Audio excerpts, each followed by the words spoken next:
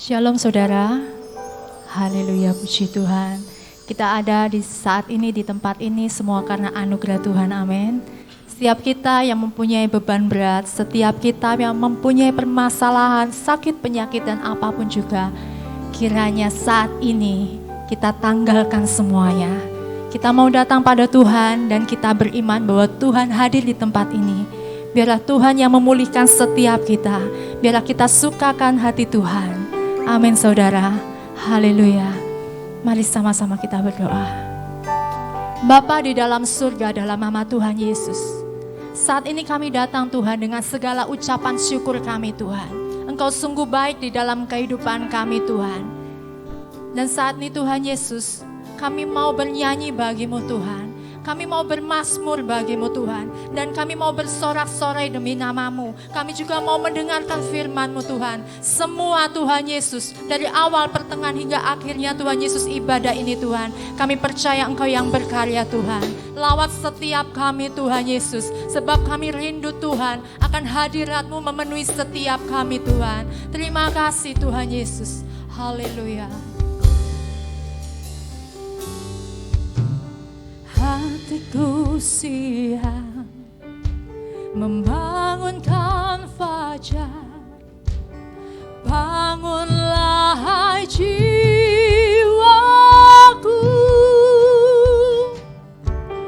Hatiku siap bermazmur bagimu.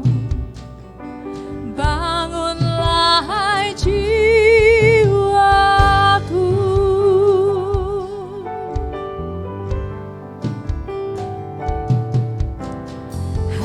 Hatiku siap membawa syukurku. Bangunlah hai jiwaku. Hatiku siap menyembah Sang Raja. Bangunlah hai jiwaku.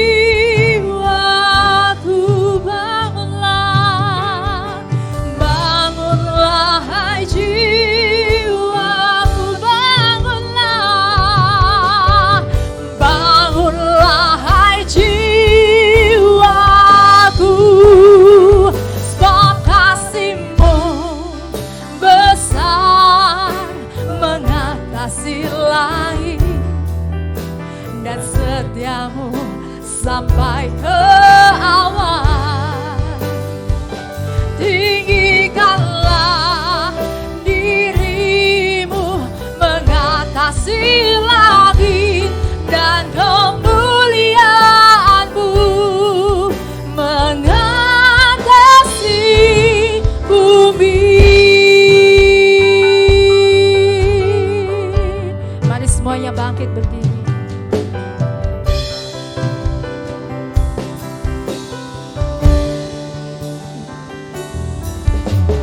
Hatiku siap membangunkan fajar. Bangunlah hai jiwaku. Hatiku siap bermazmur bagimu. Bangunlah hai jiwaku.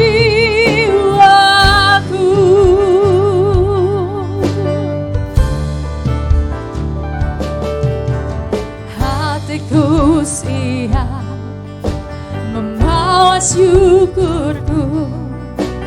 Bangunlah hai jiwaku. Hatiku siap menyembah Sang Raja. Bangunlah hai jiwaku. Bangunlah, bangunlah hai jiwa. Setiap jiwa bangun, bangunlah. Bangunlah hai jiwaku. Sebab kasih-Mu besar mengatasi langit, dan setiamu sampai ke awal. tinggikanlah dirimu mengatasi langit dan kemuliaan-Mu mengatasi sebab kasih-Mu besar mengatasi langit dan setia-Mu sampai ke awan. Tinggikanlah dirimu mengatasi langit dan kemuliaan-Mu mengatasi sebab kasih-Mu besar mengatasi langit dan setia-Mu sampai ke awan. Tinggikanlah dirimu mengatasi langit dan kemuliaan-Mu mengatasi bumi dan kemuliaan-Mu dan kemuliaan-Mu mengatasi bumi dan kemuliaan-Mu mengatasi bumi. Segala sesuatu Kau yang jadikan Tuhan, Engkau yang berkuasa, Engkau yang mengatasi segalanya. Kami percaya Tuhan, kuasa-Mu sungguh sempurna. Kau menjadikan segala sesuatu indah. Haleluya, haleluya, haleluya. Terpujilah Kau Tuhan, Allah yang hidup. Ku sembah Kau Tuhan, ku tinggikan nama-Mu, ku agungkan Engkau, Raja segala raja, Allah yang hidup, Allah yang kudus, Yesus Tuhan. Haleluya. Kiralaya nama ya nama shanenina ya lama kara lama takara lama ya lama shikila lama ya lama ya lama. Kirama ya lama shanenina ya lama. Kiba mama mata kama ya lama. Rabata soni kerimana ya lama shakara la ya lama so. Ramanani maneso kira balaya. Ramalahina kara la ya lama. Kirama ya lama shanenina ya lama shanenina ya lama. Sebab kasih-Mu besar mengatasi langit dan setia-Mu sampai ke awan. Tinggikanlah dirimu mengatasi langit dan kemuliaan-Mu dan kemuliaan-Mu dan kemuliaan-Mu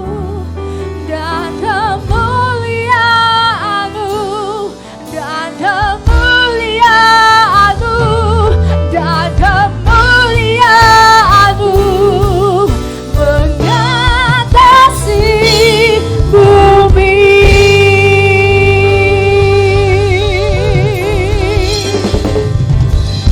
Haleluya.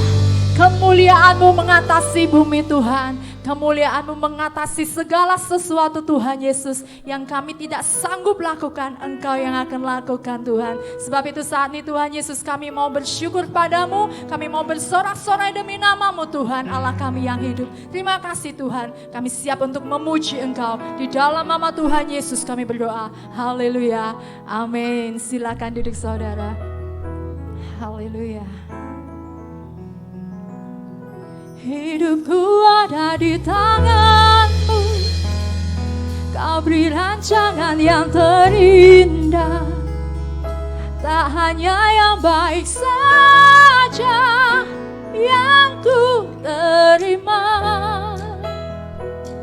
Walau tubuhku diremukkan, walau jiwaku terkoyakkan, pujianku takkan terhentikan. Rohmu yang memberi penghiburan.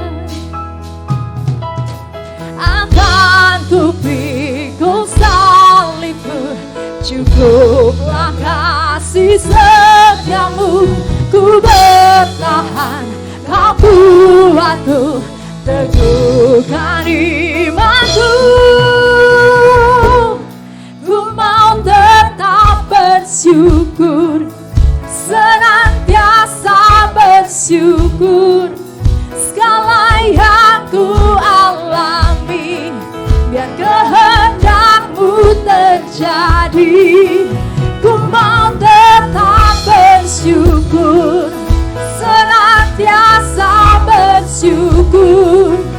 Hatiku kan bersuka, sebab hari ini hari yang terbaik. Amin. Hidupku ada di tanganmu, kau beri rancangan yang terindah, tak hanya yang baik saja yang ku terima. Walau tubuhku diremukkan, walau jiwaku tergoyahkan, pujianku takkan terhentikan. Rohmu yang memberi penghiburan. Akan ku pikul salibmu, cukuplah kasih setiamu. Ku bertahan, kau kuatku, teguhkan imanku. Ku mau tetap bersyukur, senantiasa bersyukur. Segala yang ku alami, biar kehendakmu terjadi. Ku mau tetap bersyukur, senantiasa bersyukur.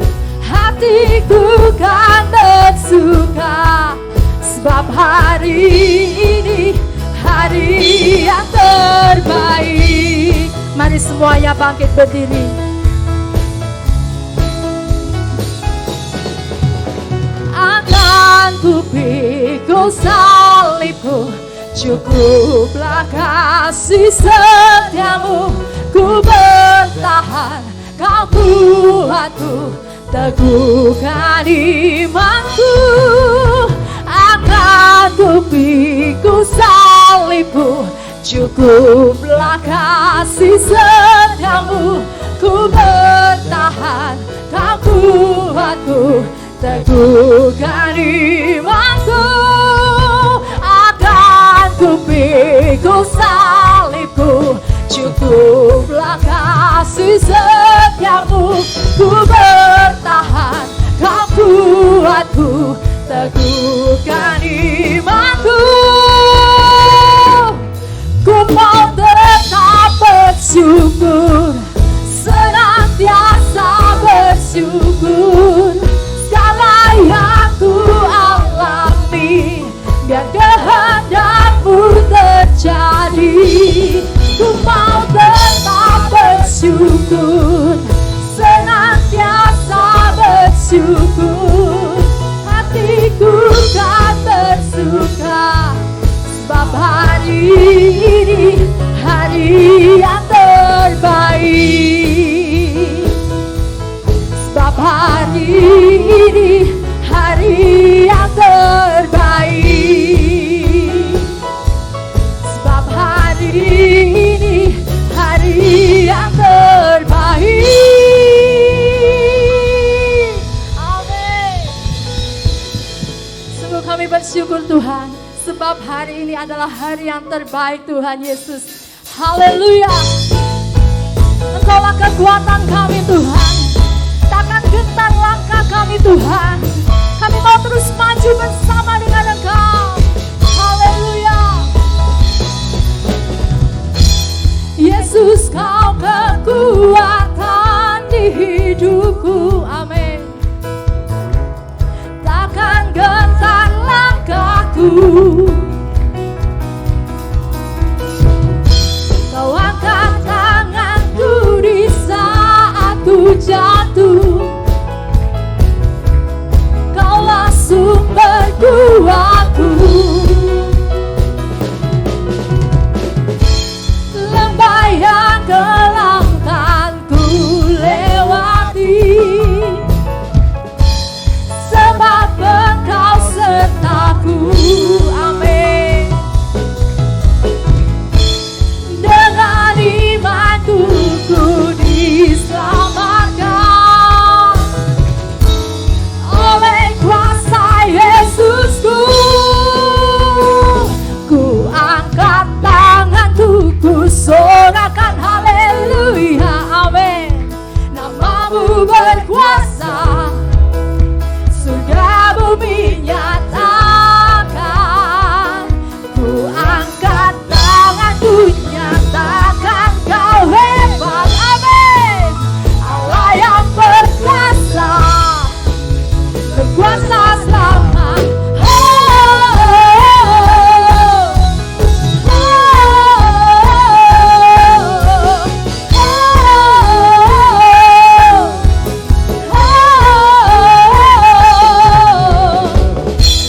Yesus, Kau kekuatan di hidupku, amin.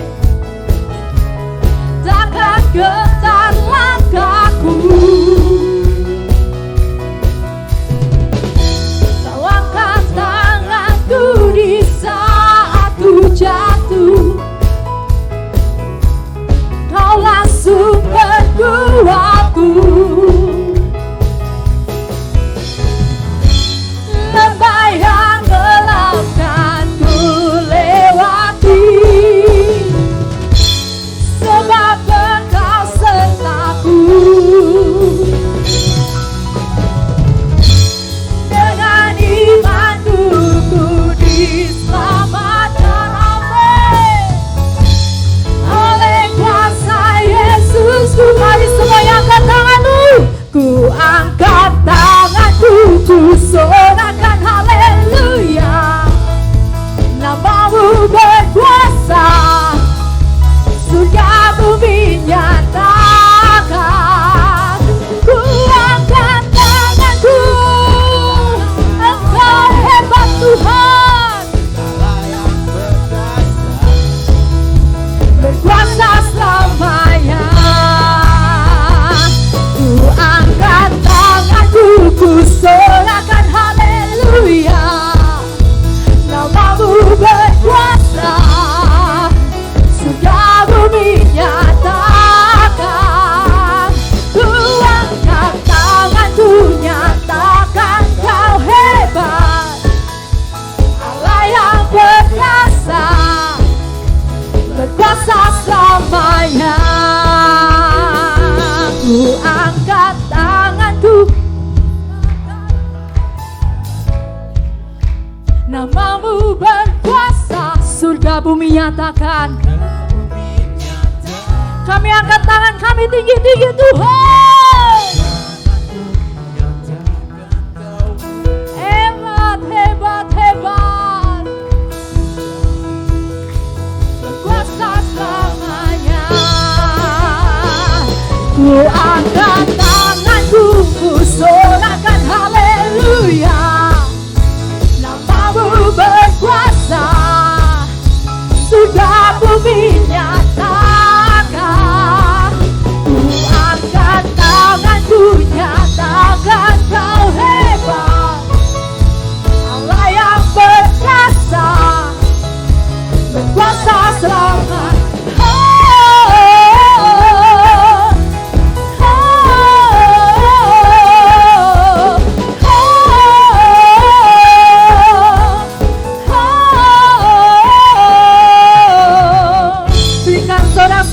Tuhan kita Yesus. Haleluya. Silakan duduk saudara.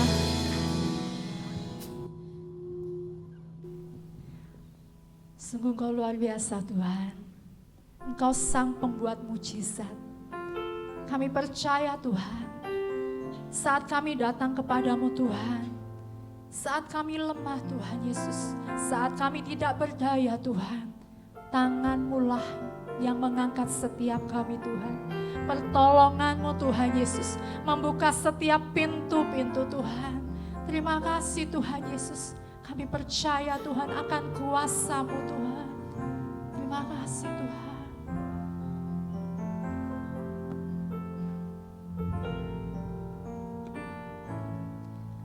Di dalam kelemahanku sempurna kuasa-Mu. Hebatnya tantanganku, lebih hebat Tuhanku. Ku berserah kepadamu. Di dalam kelemahanku sempurna kuasa-Mu. Hebatnya tantanganku, lebih hebat Tuhanku. Ku berserah kepadamu yang membelah laut, yang teduhkan badai, yang mustahil pun terjadi karena kuasa-Mu yang pegang hidupku, yang buka jalan bagiku. Kau pembuat mujizat sejati.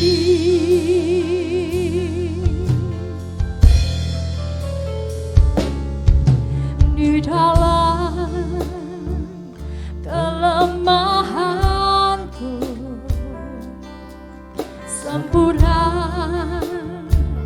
kuasa-Mu. Hebatnya tantanganku, lebih hebat Tuhanku. Ku berserah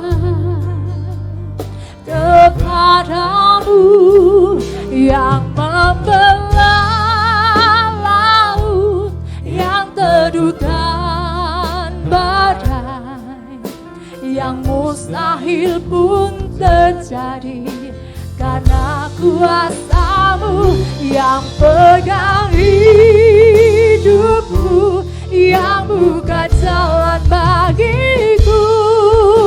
Kau pembuat mujizat sejati,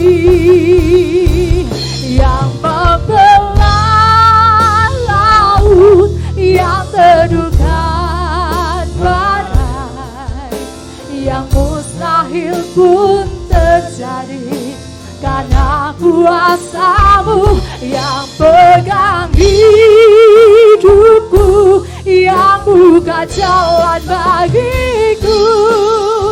Kau pembuat mujizat sejati. Mari semuanya bangkit berdiri.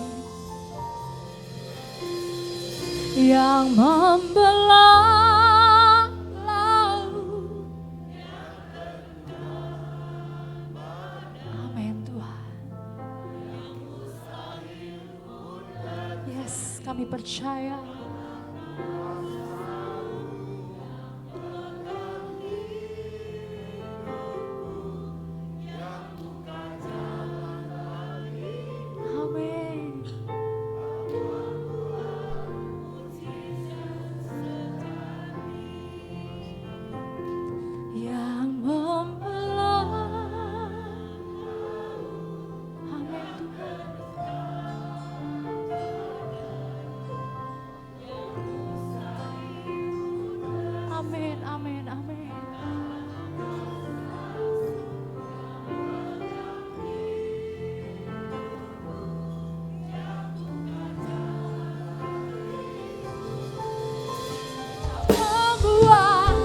mujizat sejati yang membelah laut yang teduh tanpa yang mustahil pun terjadi karena kuasa-Mu yang pegang hidupku, yang buka jalan bagiku.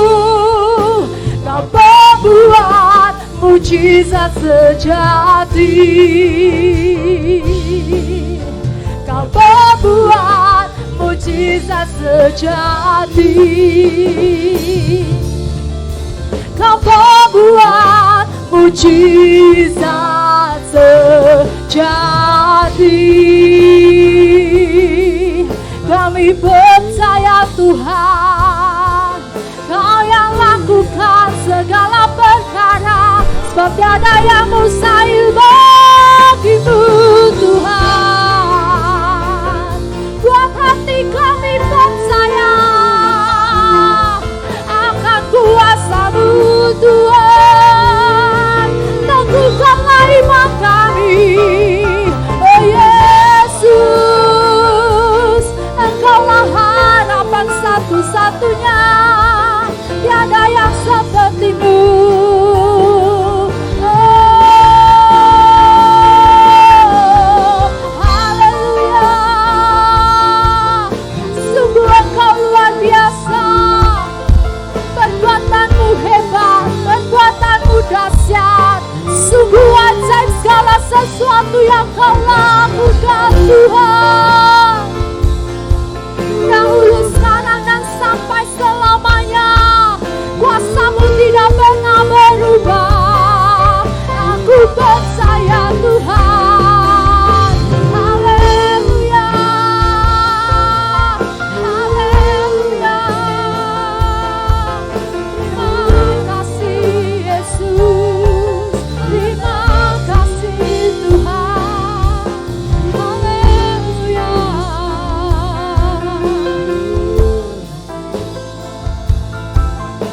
Sungguh Engkau ajaib, tiada yang seperti-Mu. Terima kasih Tuhan. Terima kasih Tuhan.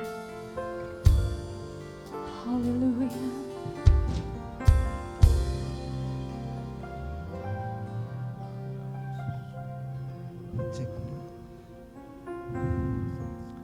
Terima kasih Bapa di surga buat pagi hari ini. Kalau kami boleh ada sebagaimana kami ada, bukan oleh karena kekuatan dan gagah kami sebagai manusia, tapi semata-mata karena anugerah Tuhan, kasih karunia Tuhan. Terima kasih sebentar setelah kami memuji dan mengagungkan nama-Mu, kami akan dengar-dengaran akan kebenaran firman-Mu. Biarlah Engkau berbicara melalui kebenaran firman-Mu. Sebab itu kami tanggalkan pikiran kami manusia dan kami kenakan pikiran Kristus. Kami tutup suara hati kami terhadap dunia ini. Kami mau dengar firman-Mu, buka hati telinga kami supaya kami mengerti kehendak-Mu dalam kehidupan kami sebagai orang percaya. Terima kasih Bapa di surga. Terima kasih, segala puji, hormat, kemuliaan dan kuasa kami kembalikan hanya kepada Engkau, Yesus Kristus Tuhan kami. Dalam nama Tuhan Yesus, semua orang percaya yang siap mendengar firman Tuhan katakan, Shalom. Silakan. Puji Tuhan, saudara yang dikasihi Tuhan. Pagi ini kita akan belajar bersama-sama sebuah kebenaran firman Tuhan yang saya ambil dengan tema penolong. Silakan.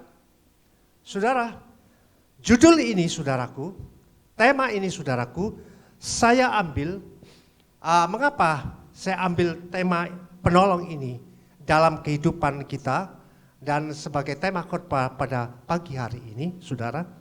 Karena saya terinspirasi di mana 2 bulan yang lalu saya mengalami perawatan kesehatan.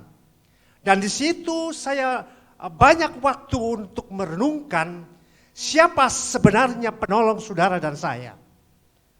Saudara yang dikasihi Tuhan Yesus, Seringkali kita tidak mengerti sebagai orang yang percaya bahwa sebenarnya kehidupan saudara dan saya yang tidak bisa dibantah, dan fakta itu membuktikan bahwa setiap orang dalam kehidupan ini dia pasti membutuhkan pertolongan. Saudara yang dikasihi Tuhan, adalah sebuah hal yang naif, sebuah kebodohan dan tidak masuk akal jika seseorang berkata saya selama hidup tidak butuh pertolongan. Saudara yang dikasihi Tuhan, oleh sebab itu saya tuliskan setiap orang dalam kehidupan ini membutuhkan pertolongan. Apapun bentuknya, baik seorang anak dewasa sampai manula pun membutuhkan pertolongan atau penolong itu. Mengapa saya katakan demikian saudaraku? Karena fakta sudah terbukti dalam kehidupan saudara dan saya bahwa manusia itu sejak dilahirkan dari bayi sampai dia bertumbuh menjadi balita, sampai dia bertumbuh remaja, sampai dia dewasa, bahkan sampai manula, mata rantai pertolongan itu tetap dibutuhkan oleh manusia itu. Amin. Sehingga sangatlah naif jika ada orang berkata aku tak butuh pertolongan kepada siapapun dalam hidup ini. Adalah sebuah kebodohan. Adalah hal yang tidak masuk akal. Jika orang berani berkata bahwa dalam hidupnya tak seorang pun aku butuhkan pertolongan itu. No, saudara. Tapi sebuah fakta, saya katakan bahwa sejak terlahir sampai manula, dia butuh pertolongan. Bayi itu, sejak dia terlahir, dia butuh pertolongan ibu itu untuk merawat dia, betul? Dia bertumbuh menjadi balita, masih membutuhkan orang tua untuk membimbingnya dia, membutuhkan pertolongan. Menginjak remaja dan dewasa, dia juga masih membutuhkan bimbingan, entah itu dari saudara-saudara atau orang tuanya membutuhkan pertolongan untuk membimbing dia dalam mengerjakan apapun. Bertumbuh dewasa masih membutuhkan pertolongan, sekalipun orang tua masih sudah tidak bisa menolong lagi, karena dia harus mandiri. Dia tetap eksis membutuhkan pertolongan dari orang lain. Seorang manusia sekalipun dewasa tetap dia membutuhkan pertolongan. Dia tidak bisa berkata aku tak butuh pertolongan dari siapapun. Itu hal yang naif, sebuah kebodohan. Haleluya. Nah saudara, bahkan saya katakan orang sampai manula, orang tua, yang biasanya kita sebagai orang tua biasa memberikan pertolongan kepada anak waktu kecil, sampai remaja, sampai dewasa orang tua menolong, tapi pada waktu kita manula, kita masih butuh pertolongan. Amin. Artinya saudaraku, adalah sebuah fakta kehidupan bahwa dari sejak manusia dilahirkan sampai tua pun tetap membutuhkan pertolongan. Saudaraku, bahkan saya tidak pernah melihat dan membaca dalam catatan sejarah kehidupan bahwa orang manula waktu dia berangkat saudaraku, dia tidak membutuhkan pertolongan orang. Artinya apa? Mau berangkat sendiri, mau ke rumah sakit berangkat sendiri. Waktu sudah tidak tertolong dia berangkat ke sang Khalik penciptanya, berangkat sendiri. Adakah pernah tercatat dalam sejarah kehidupan orang bisa berjalan sendiri ke bedang kuburan? Tidak ada. Artinya saudara dan saya sepakat bahwa siapapun kita, bahwa kita membutuhkan pertolongan atau penolong itu. Tetapi saudaraku, pertolongan itu saya katakan sangat relatif. Maksudnya apa? Maksudnya saudaraku, orang tua dapat menolong anak itu waktu kecil, waktu dewasa orang tua sudah tidak dapat menolong. Dia sudah dapat mandiri. Artinya relatif. Tidak selalu orang tua bisa menolong dia. Bahkan dalam kehidupan kita waktu dalam pekerjaan, kita tidak bisa berkata bahwa kita dapat bekerja sendiri tanpa orang lain. Tidak bisa. Siapapun kita tetap membutuhkan pertolongan, tapi sifatnya relatif. Artinya tidak bisa seorang itu kita harapkan untuk bisa menolong kita selama-lamanya. Disitulah saudaraku, waktu saya mengalami perawatan selama 2 bulan itu, saya begitu merenungkan bahwa firman Tuhan itu betul apa tidak, bahwa Tuhan itu menyertai kita selama-lamanya. Saudara yang dikasihi Tuhan, Saya dapatkan bahwa setiap manusia sangat terbatas. Orang tua bisa tinggalkan kita, tidak bisa tolong kita.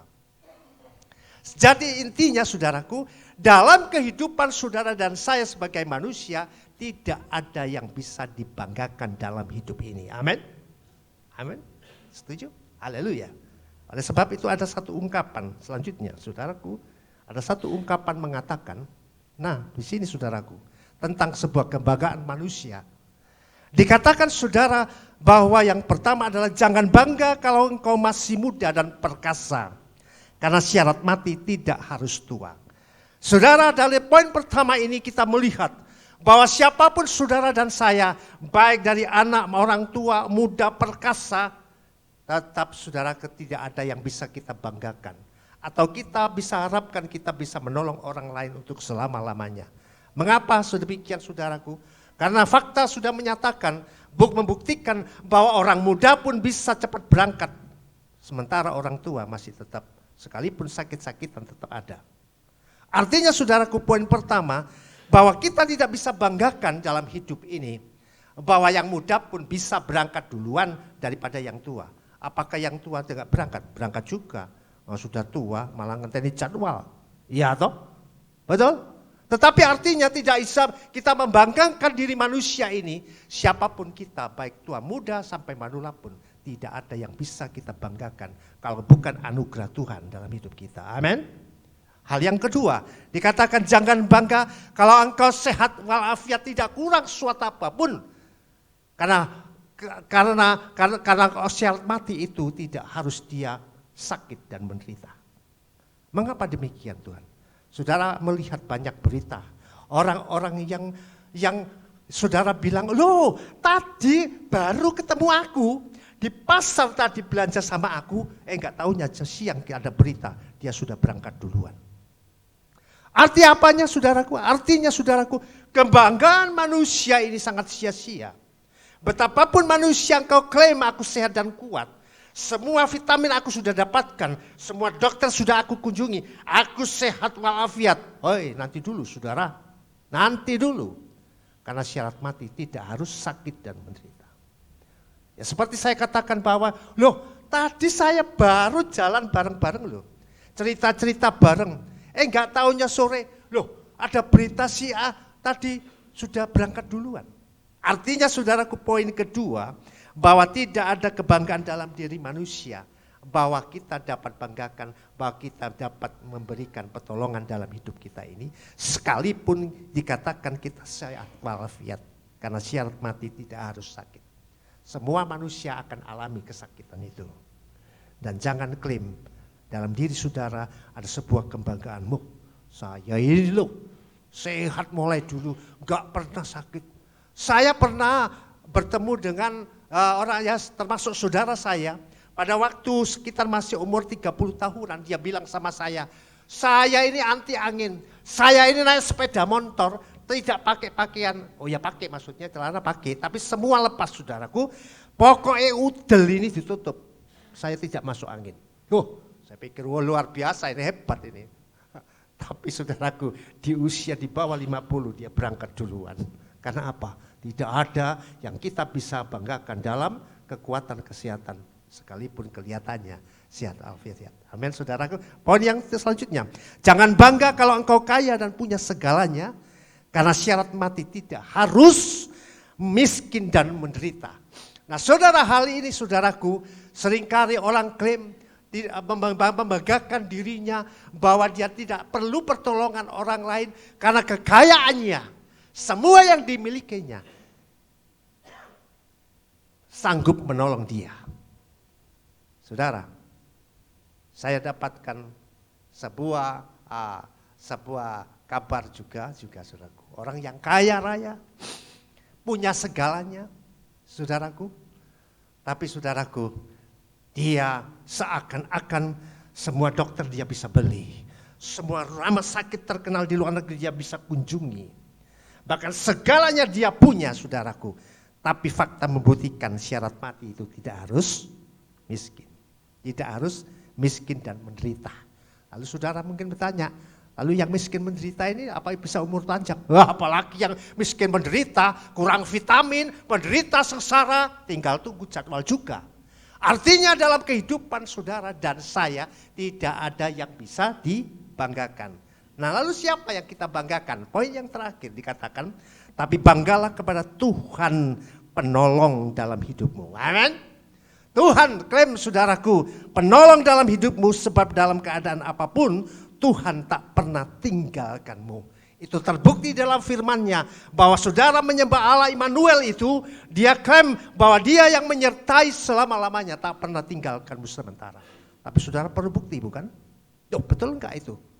Sebuah pernyataan, Allah itu Immanuel yang menyertai kita. Ada firman berkata akan menyertai selama-lamanya. Saya perlu bukti, betulkah seperti itu? Semua kalau kita membanggakan manusia tidak bisa menjadi penolong kita. Baik kekayaan kita, kesehatan kita, semua tak bisa tolong kita. Lalu siapa yang kita banggakan dalam hidup ini, saudara? Nah, saudaraku, tertulis di dalam kitab Mazmur, saudara, tentang sebuah kebanggaan yang ditulis oleh Raja Daud. Raja Daud adalah seorang raja yang bisa saya katakan dia punya segalanya. Dia kaya, masalah harta tidak perlu dikhawatirkan. Masalah pembantu atau bawahan dia punya. Kalau dia pertolongan, dia panggil prajuritnya bisa tolong dia. Tetapi mengapa? Dia membuat sebuah statement di dalam Mazmur. Dia membuat sebuah tulisan, hanya Allah yang patut dibanggakan. Amin. Nah saudara, dikatakan sesungguhnya Allah penolongku. Raja Daud berkata, Allah penolongku. Kalau dia ada masalah, dia bisa panggil prajurit yang untuk melindungi dia, menolong dia. Dia seorang pejabat tinggi, kalau dia sakit, dia tinggal panggil tabib-tabib terkenal dengan uangnya, kekayaannya, dia bisa beli semua jampi-jampi obat-obat untuk menolong kesehatannya. Tetapi mengapa dia tulis seperti itu? Saudara yang dikasihi Tuhan, sesungguhnya Allah penolongku. Itu klaim daripada Raja Daud, apalagi saudara dan saya.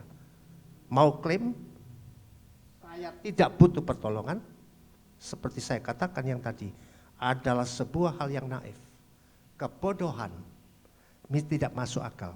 Manusia seperti kita bisa berkata, aku gak butuh pertolongan. Seperti itu, saudara. Raja Daud, dia kaya, dia punya segalanya, dia tuliskan sehingga tercatat di dalam Mazmur. Sesungguhnya Allah adalah penolongku. Allah penolongku. Namun pertanyaannya, bagi saudara dan saya, seringkali kekristenan tidak mengerti siapa Allah itu. Hanya Allah, Tuhan, tolong aku. Dan firman Allah berkata apa? Firman Allah berkata, orang yang berseru Tuhan, tidak akan diselamatkan. Mengapa? Karena tidak mengenal Allah yang benar, Tuhan yang benar. Jangan-jangan. Saudara yang ada di sini, saya tidak harapkan saudara tidak mengenal Allah itu siapa. Nah, di sini kita perlu belajar, saudara-saudara, mengenal sebagai penolong kita, ya sebagai yang sumber pertolongan itu. Kalau kita hanya tahu Allah itu siapa, dia sebuah yang abstrak yang tidak bisa kita ketahui. Lalu kita pertanyakan siapa Allah itu, saudaraku? Siapa? Nah, di sini kita perlu belajar, saudaraku. Sebuah kebenaran, saudaraku. Siapa Allah itu? Sehingga saudara dan saya mengerti, tidak memuji dan menyembah Allah yang salah. Karena firman Allah telah menulis, hanya masalahnya mungkin saudara tak pernah baca. Saudara tidak pernah mengerti siapa penolong saudara, yang memberi pertolongan saudara. Di sini saudaraku, tertulis di dalam 1 Timotius 6 ayat 16 dikatakan, dialah satu-satunya yang tidak takluk kepada Allah. Saudara, kriteria pertama, bahwa Allah yang benar itu adalah Allah yang tidak takluk kepada maut. Berapa banyak saudara mengetahui, di dalam kehidupan manusia ini, banyak ilah-ilah di dalam kehidupannya. Pohon bisa dijadikan Allahnya, batu bisa dijadikan ilahnya. Apakah itu Allah yang benar? Saudara, berbahagialah saudara ada di dalam kehidupan kekristenan. Karena firman Allah telah menjelaskan siapa Allah yang benar, siapa Allah yang palsu itu. Saudara, mungkin kehidupan saudara dan saya pada waktu-waktu yang lampau tidak mengerti Allah itu siapa. Kita mulai diungkapkan Allah yang benar itu. Bahwa kriteria pertama, dia tidak takluk kepada maut. Siapa dia? Saudara, saya mau jelaskan bahwa Yesus Tuhan itu, dia lahir, dia mati, dia bangkit, dan dia turun ke dunia mati, orang mati. Artinya dia taklukkan maut itu. Dan tidak ada tokoh agama manapun yang bisa lakukan seperti itu kecuali Yesus Tuhan. Amin. Berikan sorak-sorai bagi dia. Haleluya. Kriteria pertama, Allah yang saudara puji dan sembah, saudara harus cek dalam kebenaran firman Tuhan. Kalau dia takluk kepada maut, dia bukan Allah yang benar. Tokoh-tokoh dari manapun, agama manapun, pada akhirnya mereka wafat tahun sekian. Saudara, terbukti dalam kebenaran firman Tuhan. Yesus tidak mati. Sekalipun dia mati disalib, tapi dia bukan mati.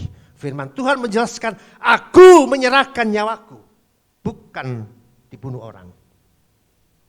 Aku menyerahkan nyawaku untuk aku ambil kembali.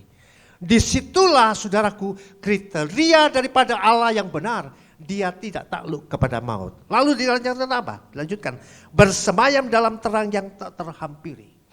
Nah, saudara-saudara, itu kriteria selanjutnya bahwa Allah yang benar, dia adalah tak terhampiri. Ya, bersemayam di dalam terang yang tak terhampiri. Saya gambarkan saudaraku, saudara pada saat ini. Di luar itu terang benderang. Saya pastikan saudara tidak dapat menatap terang itu tanpa sebuah alat. Hanya dengan kacamata mata telanjang. Saya pastikan, saya minta saudara 10 menit pandang itu terang.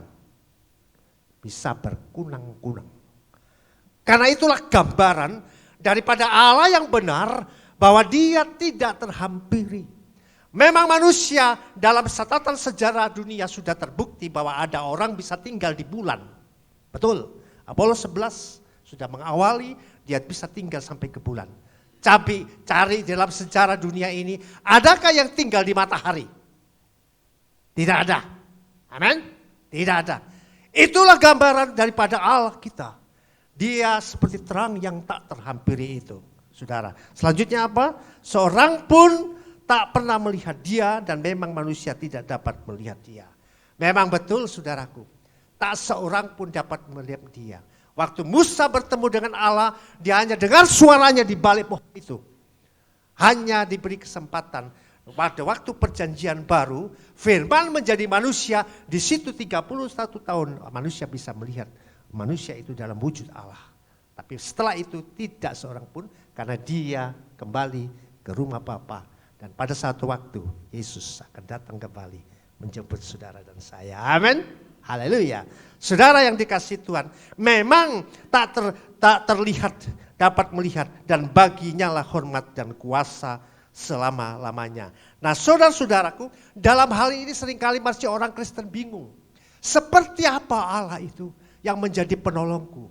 Nah, saudaraku, kita akan melihat bagian selanjutnya, dikatakan bahwa dia itu yang tak terhampiri itu, ya saudaraku, yang tak dapat dilihat itu, dia itu roh. Dia itu roh. Di sini kita mulai mengerti kekristenan. Oh, yang kusembah itu bukan Allah, Tuhan. Kalau pak kurang keras pakai pengeras suara, panggil. Tapi kita mengerti dari kebenaran firman Tuhan dalam 1 Timotius, dia yang tidak takluk kepada maut. Amin. Yesus namanya. Tapi masalahnya Yesus sudah berangkat ke surga. Tapi dia berkata di dalam Yohanes 4 ayat 24, Allah itu roh. Dan dia berkata barang siapa menyembah dia harus menyembahnya dalam roh dan kebenaran. Nah, memang saudaraku, ini uniknya dalam kekristenan. Nah, seringkali orang tidak mengerti. Mereka mendapatkan sosok Allah itu seperti yang digambar itu loh. Itu loh, seperti itu. Dia bayang-bayangkan seperti itu. Padahal kita sudah mengerti, kalau kita mengerti kebenaran firman itu, saudaraku, bahwa Allah itu roh. Dan barang siapa menyembah dia harus menyembahnya dalam roh dan kebenaran. Ada orang kaya yang saya katakan, dia bisa beli segalanya. Karena dia punya segalanya, kaya raya. Adakah dia bisa klaim bahwa dia bisa beli itu Allah yang dia puji sembah dengan segala kekayaannya? Tidak bisa. Apakah harta itu tidak perlu? Perlu, harta perlu, diperlukan, dan sangat perlu. Jabatan sangat diperlukan. Tetapi Allah itu yang dipuji dan sembah tidak bisa dibeli hanya sekedar dengan harta dan kekayaan. Tetapi firman Allah menjelaskan bahwa Allah yang roh, yang saudara puji dan sembah itu adalah harus disembah dalam menyembahnya dalam roh dan kebenaran. Amin. Oleh sebab itu saudaraku, ada banyak di gereja kita saudaraku. Mereka mempunyai karunia roh. Sekalipun tidak semua kita bisa memiliki karunia-karunia roh itu. Tapi itulah bukti bahwa roh itu ada dalam setiap hidup saudara dan saya. Di mana itulah fasilitas dari kekristenan untuk menyembah Allah yang benar itu, yang tak terhampiri dan tidak takluk kepada maut itu. Amin. Ini sebuah kebenaran, sebuah rahasia yang seringkali orang Kristen tidak mengerti, hanya tahu Tuhan Yesus, Allah, Allah, Tuhan, panggil-panggil, tanpa mengetahui kebenaran melalui kebenaran firman Tuhan. Masalahnya mungkin saudara tidak pernah tahu hal itu. Nah saudara yang dikasihi Tuhan, dikatakan harus menyembah dalam roh dan kebenaran. Jadi hidup kekristenan harus dipenuhi dengan Roh Kudus. Supaya saudara dapat berhubungan intimasi dengan Tuhan, dengan roh itu dan dengan firman Tuhan. Bukan roh saja saudaraku, tapi dengan kebenaran. Artinya apa? Saudara mesti baca firman Tuhan. Mengapa saya katakan demikian? Karena banyak orang Kristen tidak mengerti siapa Allah itu sebenarnya. Karena masalahnya mungkin tidak pernah baca Alkitab. Saudara-saudara yang dikasihi Tuhan. Pagi ini saudaraku dibukakan sebuah rahasia. Setelah saya merenungkan beberapa bulan dalam waktu perawatan saya mengerti siapa penolong saya. Bukan saya hanya melihat, oh gambarnya seperti ini. Oh seperti ini penolong saya. Nanti kita akan melihat siapa sebenarnya penolong kita, saudaraku. Roh yang kita harus sembah dalam kebenaran itu. Siapakah dia, saudaraku? Roh itu disebut apa? Nah, saudara, roh itu, saudaraku. Kita ketahui dalam Yohanes 14 ayat 16. Dikatakan Roh Kudus itu adalah penolong. Amin. Penolong itu dalam bahasa Ibrani saya kurang mengerti katanya. Saya enggak pernah belajar parakletos. Nah, memang itu yang betul saudaraku. Karena itulah arti daripada parakletos adalah penolong. Aku akan meminta kepada Bapa. Ini adalah perkataan Yesus sebelum dia naik ke surga. Dia berkata kepada murid-muridnya, aku akan meminta kepada Bapa dan ia akan memberikan kepadamu, kepada murid-murid Tuhan, kepada saudara dan saya dikatakan seorang penolong yang lain. Mengapa demikian? Karena pada waktu itu, setelah itu Yesus naik tak seorang pun dapat melihat secara kasat mata fisik daripada Tuhan Yesus. Sebab itu dia berkata, aku akan kirimkan seorang penolong yang lain supaya ia menyertai kamu selama-lamanya. Amin. Kalau saya katakan tadi yang awal, penolong yang tidak kita bisa banggakan, orang tua sangat terbatas bisa menolong. Waktu orang anak dewasa sudah tak bisa tolong lagi. Orang tua yang sudah lanjut usia yang biasanya menolong yang muda jadi butuh pertolongan. Artinya manusia itu sendiri mata rantainya seringkali sekalipun butuh pertolongan sampai dari anak-anak sampai manula pun, tapi itu terputus tidak selama-lamanya. Haleluya. Tetapi puji Tuhan bagi saudara dan saya. Haleluya. Karena Yesus berkata sebelum dia naik ke surga, saudara-saudara, dia berkata, aku akan minta kepada Bapa dan ia akan memberikan kepadamu seorang penolong yang lain supaya ia menyertai kamu selama-lamanya.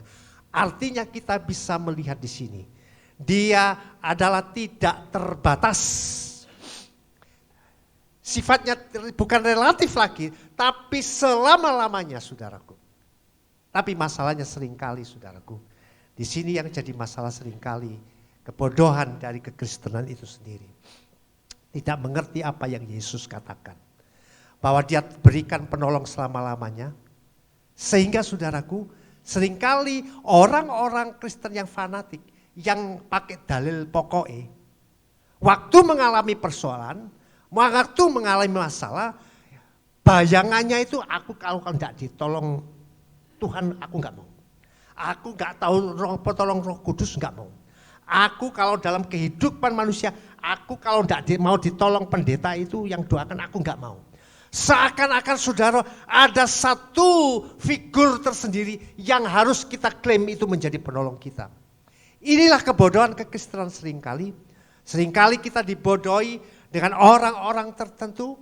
Sehingga kita mendewakan seseorang, mengkultuskan seseorang. Sehingga kalau kita ada masalah, kita sedang sakit. Ya dalam pelayanan, wah kalau saya nggak didoakan, itu loh yang pendeta dari Amerika, waduh saya nggak mantep. Kalau saya nggak didoakan dari itu, yang dari Jakarta saya nggak mantep itu. Seakan-akan apa yang ada di dekat kita, ada gembala, itu seakan-akan gak mandi, gak bisa saudaraku. Kita harus menyadari kekristenan kita harus lebih cerdik dan cerdas.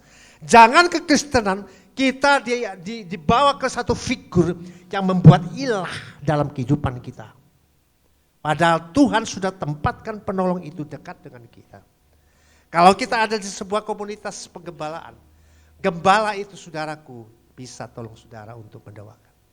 Ya sekalipun mungkin mengecewakan. Kita harus menyadari bahwa kaki hanya 2. Sedangkan jemaat banyak. Dan tak mungkin seorang gembala itu bisa kemana-mana. Tapi paling tidak saudara mengerti. Bahwa Yesus berkata bahwa dia memberikan penolong itu supaya ia menyertai kamu selama-lamanya. Jangan jadi kekristenan yang terlalu istilahnya memfigurkan satu figur sehingga kalau enggak itu saya enggak mau ditolong.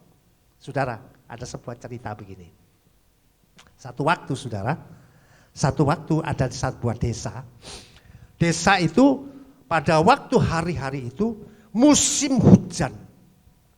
Hujan deras sekali, dari hari pertama, hari kedua enggak berhenti sehingga banjir mulai meninggi. Mulai dari 1 meter berubah tinggi menjadi 2 meter. Saudara-saudara, pada waktu itu semua penduduk desa diungsikan. Cepat keluar, harus menyelamatkan diri karena sangat berbahaya. Karena diperkirakan banjir itu akan terus akan memusnahkan desa itu.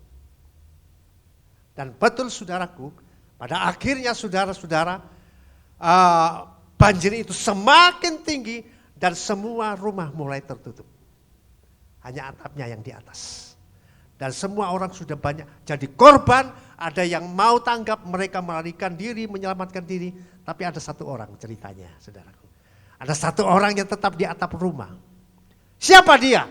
Orang Kristen, saudaraku. Orang Kristen ini ceritanya, saudaraku.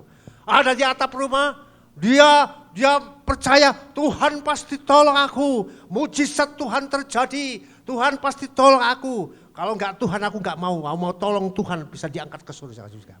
Nah inilah gambaran dari kekristenan, kebodohan kekristenan yang tidak memahami siapa penolong itu. Yang Tuhan sudah katakan, aku akan memberikan pertolongan yang kau selama-lamanya. Nah saudaraku, akhirnya saudaraku, padahal pada detik terakhir ada perahu lewat. Tim penyelamat, Pak, turun cepat. Ini sudah tak semakin bahaya ini banjir, nanti bisa terbawa hancur. Oh enggak bisa. Aku harus Tuhan yang tolong, harus Roh Kudus yang tolong. Ya saudaraku, dia enggak mau bahwa Tuhan sudah utus penolong itu.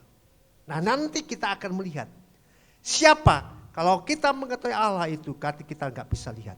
Kalau kita Yesus sudah tidak bisa kita lihat. Tetapi Yesus berkata, aku memberikan pertolongan Roh Kudus itu. Siapa tahu saudaraku, tim penyelamat itu adalah pengejawantaan, perwujudan, manifestasi dari Roh Kudus untuk memenuhi Yohanes 14 ayat 16, aku akan memberikan pertolongan kepadamu, menolong kau selama-lamanya. Mana mungkin Yesus akan datang lagi menolong orang yang bodoh di atas atap rumah itu. Betul. Mana ada Allah itu akan turun sendiri akan menolong dia. Disitulah kita perlu mengerti dalam kekristenan ini. Allah yang kita bisa tidak lihat. Karena dia seperti terang yang tak terhampiri. Yesus yang sudah tidak bisa bersama kita lagi. Karena dia sudah ke surga. Dan dia berjanji memberikan pertolongan Roh Kudus. Tapi bodohnya sering orang Kristen. Ada yang sudah lewat mau tolong. Dia tidak mau. Padahal penyelamat itu adalah pengejawantaan. Manifestasi perwujudan dari Tuhan Allah yang mendiakan pertolongan kepada dia. Untuk memenuhi janji firman-Nya. Karena firman itu tidak bisa dibantah dan dibatalkan. Allah itu tidak kejam, saudara. Kalau dia berfirman, ya dan amin.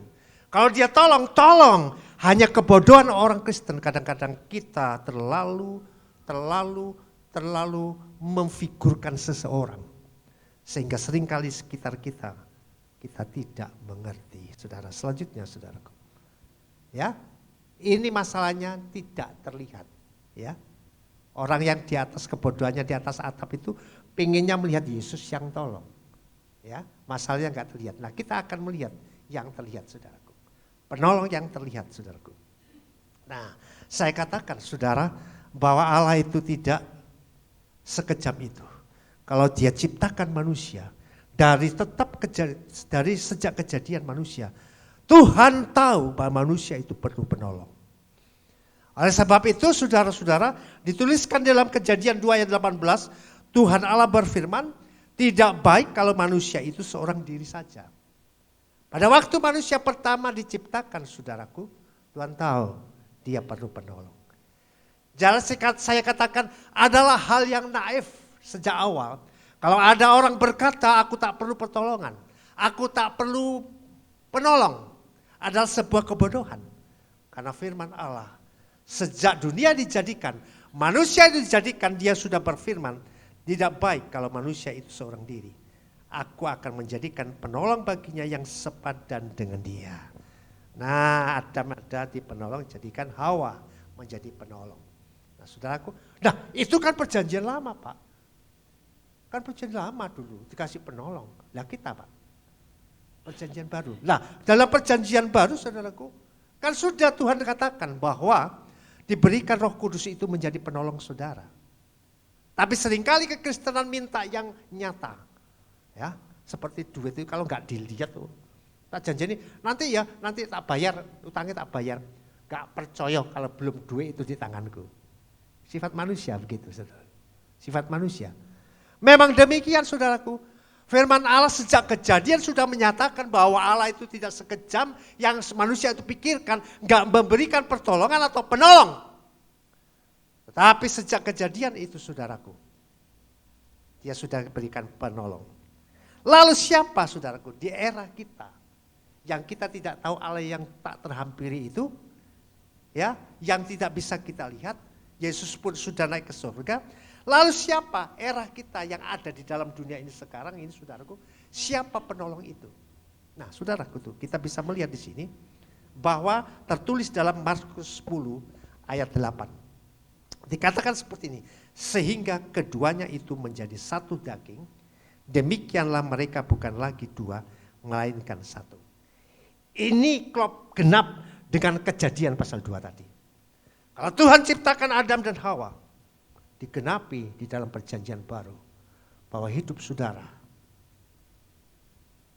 suami istri adalah penolong yang diutus sebagai pengejawantaan dari Roh Kudus, manifestasi dan perwujudan yang seringkali orang di sekitar kita seringkali sepelekan bahwa Tuhan itu utus dia untuk menjadi penolong saudara. Orang yang terlalu fanatik, dia berkata kalau tidak seperti Tuhan yang digambar itu aku enggak mau. Kalau tidak yang seperti itu Roh Kudus yang bisa bergetar-getar yang tolong aku enggak mau.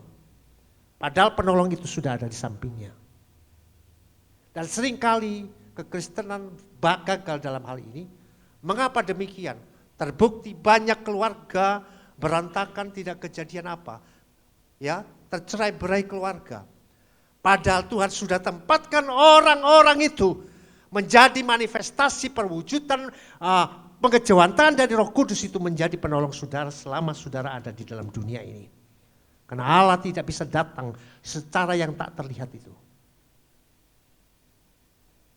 Tapi pengejawantahan daripada Yohanes tadi, Roh Kudus itu adalah dalam kehidupan di era kita. Suami bisa jadi penolong saudara. Istri jadi bisa penolong saudara. Nah saudara-saudaraku, inilah yang terinspirasi dalam saya perawatan selama 2 bulan. Waktu saya mengalami perawatan itu saya drop dari berat badan 66 bisa jadi 60 dalam waktu 2 minggu. Mengapa? Perawatan pertama berhasil karena kebodohan saya sendiri. Saya membuat masalah sendiri, terjadilah pendarahan. Saudara, saya maklumi, kalau wanita melihat darah itu hal yang biasa. Karena apa? Karena sejak dia akil balik sudah biasa lihat darah. Tapi saya pria. Begitu saya melihat darah, saya lemes saudaraku. Dan itu banyak sekali. Dan saya bisa berdiri, saya langsung drop, gak bisa jalan. Siapa penolong saya? Apakah saya harus berteriak, Tuhan tolong saya, Allah tolong saya, Roh Kudus tolong saya? Tidak, justru istri dan anak saya yang ada di samping saya. Itulah pengejawantaan dari Roh Kudus itu. Yang memenuhi Yohanes itu, yang tidak pernah meninggalkan engkau selama-lamanya. Amin. Kalau tidak saudaraku, itu batal firman itu. Tidak terbukti bahwa Roh Kudus itu, penolong itu diutus selama-lamanya menyertai kau.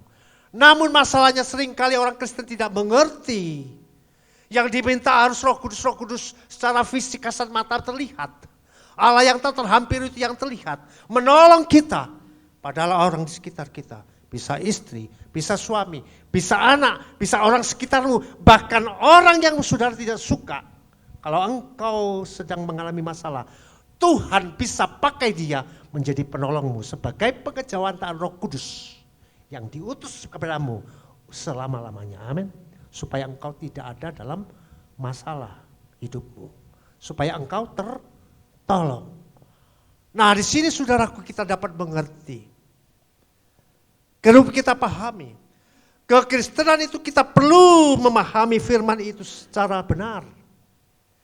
Jangan saudara hanya euforia kekristenan ini. Di sana lagi tren.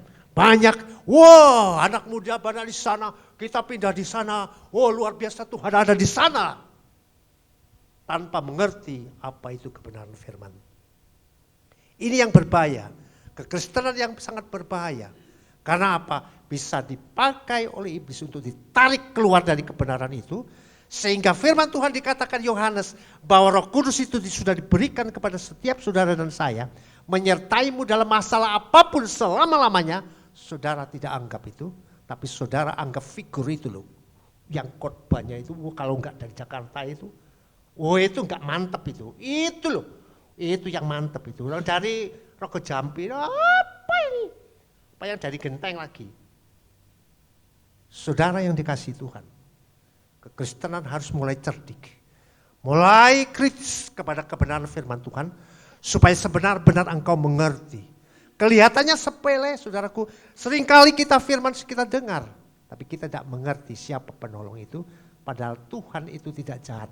Setiap hari ditaruh orang-orang di sekitarmu menjadi penolongmu, pengejawatan dari Roh Kudus. Tidak mungkin Allah itu akan datang sendiri menolongmu, tetapi Tuhan tempatkan orang yang benar. Haleluya. Hargai istrimu, hargai suamimu, ojo tukaran terus. Anak-anakmu, sebodoh apapun anakmu, satu waktu kalau engkau adalah masalah, mungkin orang lain gak bisa tolong, tapi anak yang bodoh ini satu waktu bisa tolong kau.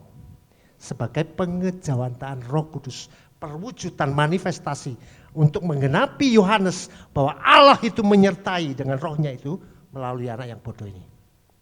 Jangan seperti orang yang di atap rumah itu. Orang yang mati dalam kebodohannya. Kekristenan jangan seperti itu, tetapi kekristenan harus mengerti apa kata firman Tuhan, dipimpin roh dan kebenaran. Haleluya. Saudaraku, sudah sampai yang kata akhir. Jadi kesimpulannya, siapakah penolong kita? Nah, ini tema kita, siapa penolong kita? Tentu Allah di dalam Tuhan Yesus Kristus bagi saudara dan saya. Amin. Tapi masalahnya hal itu saudara enggak lihat. Allah itu tak terhampiri. Yesus sudah naik ke surga.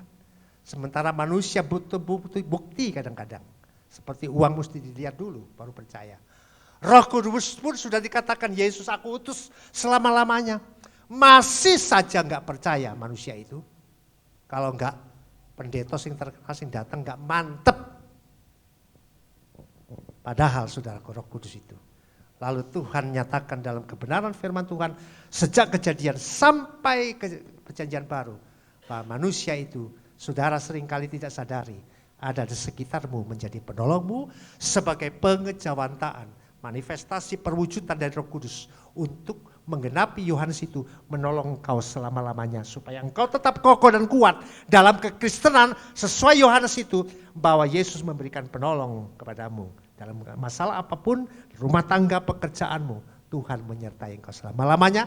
Oleh sebab itu Allah, dia adalah Allah Immanuel yang menyertai kita selama-lamanya. Amin. Berikan sorak-sorai bagi dia Allah di dalam Yesus Kristus Tuhan. Mari pemain musik saudaraku, silakan kita akan nyanyikan satu pujian saudaraku. Ya, ini saya suka ini saudaraku.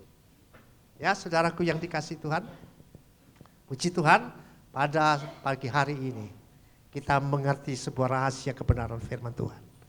Yang seringkali kita terlalu fanatik dengan sebuah hal yang letterlux. Tanpa mengerti karya Tuhan itu bagaimana menolong saudara dan saya. Saudara, oleh sebab itu hargai setiap orang. Dalam bidang apapun. Karena Tuhan bisa pakai siapapun menjadi penolong saudara dalam hidup saudara. Sekalipun orang yang saudara mungkin benci. Tapi saat waktu engkau membutuhkan pertolongan, siapa tahu Tuhan bisa tolong engkau dengan orang yang tidak engkau suka. Suami istri saling menghargai dengan anak-anak karena mereka ditempatkan di sekitar kita menjadi penolong-penolong kita. Di dalam rumah tangga jangan sampai ada pertengkaran dengan anak-anak yang mungkin seakan-akan tidak berarti. Siapa tahu anak yang tidak berarti itu satu waktu kita butuh pertolongan, hanya dia yang dapat tolong kita. Sementara orang-orang yang kelihatan hebat tidak bisa tolong kita. Tetapi ya dan amin. Firman Tuhan, Roh Kudus itu sebagai pengejawantaan yang diutus orang-orang sekitar saudara. Bisa istri saudara, suami saudara, anak saudara, dan orang sekitar kita menjadi penolong Roh Kudus yang diutus itu. Nah ini saudaraku kita nyanyikan satu pujian. Segala perkara, segala tanggung. La perkara dapat ku tanggung di dalam Dia yang memberi kekuatan. Tuhan Yesus penolong dan sahabat. Tetap percaya Tuhan setia. Penolong yang selalu setia, memenuhi keperluanku. Tak pernah Dia mengecewakan. Yesusku tak pernah gagal. Segala perkara dapat ku tanggung di dalam Dia yang memberi kekuatan. Tuhan Yesus penolong dan sahabat. Tetap percaya Tuhan setia. Tolong yang selalu selalu setia. Saudara, memenuhi keperluanku. amin. Tak pernah Dia mengecewakan. Yesusku tak pernah gagal. Segala perkara dapat ku tanggung di dalam Dia yang memberi kekuatan. Tuhan Yesus penolong dan sahabat. Mari saudara kita bangkit berdiri. Katakan, segala perkara dapat ku tanggung. Haleluya. Segala perkara dapat ku tanggung di dalam Dia yang memberi kekuatan. Tuhan Yesus penolong dan sahabat. Tetap percaya Tuhan setia. Tetap percaya Tuhan setia. Tetap percaya. Tetap percaya Tuhan setia. Terima kasih Tuhan Yesus. Haleluya. Ya nama kasih. Terima kasih. Haleluya. Terima kasih Bapa buat kebenaran firman-Mu. Kami boleh mengerti bahwa dalam hidup kami Tuhan sudah tempatkan orang-orang di sekitar kami menjadi penolong. Tetapi seringkali kehidupan kekristenan terjerat oleh kebodohan karena tidak mengerti, memahami, sehingga harus figur-figur tertentu, oknum-oknum tertentu yang dimintai pertolongan. Padahal Tuhan sudah menciptakan sejak awal sampai akhirnya, memberikan Roh Kudus itu menjadi penolongan. Dan sebagai pengejawantaan dari Roh Kudus yang dijanjikan untuk menyertai selama-lamanya, bisa itu istri kita, bisa itu suami kita, bisa itu anak-anak kita, bisa saudara-saudara kita, orang-orang di sekitar, semua komunitas. Oleh sebab itu kita perlu saling mengasihi seperti kata firman. Bahkan kita harus dikasihi musuh kita. Siapa Tuhan bisa pakai waktu kita butuh pertolongan. Orang-orang yang kita abaikan, yang kita tidak anggap, itu justru bisa menolong kita. Karena Allah bisa memakai siapapun sebagai pengejawantaan Roh Kudus itu untuk menolong saudara dan saya waktu kita menghadapi masalah. Terima kasih buat kebenaran firman-Mu. Biarlah kami terus menyembah Engkau Allah yang tak terlihat, yang adalah roh dan kebenaran itu yang harus kami sembah dalam roh dan kebenaran. Dan biarlah senantiasa hidup kami dipenuhi dengan roh itu. Dan kami percaya setiap hari hidup kami senantiasa dikelilingi dengan pertolongan-pertolongan dari Roh Kudus itu. Dari orang-orang yang ada di sekitar kami. Terima kasih Roh Kudus. Terima kasih buat kebenaran firman. Dalam nama Tuhan Yesus kami sudah terima firman-Mu. Segala puji, hormat, kemuliaan dan kuasa kami kembalikan hanya bagi Engkau dalam nama Tuhan Yesus Kristus. Semua orang percaya katakan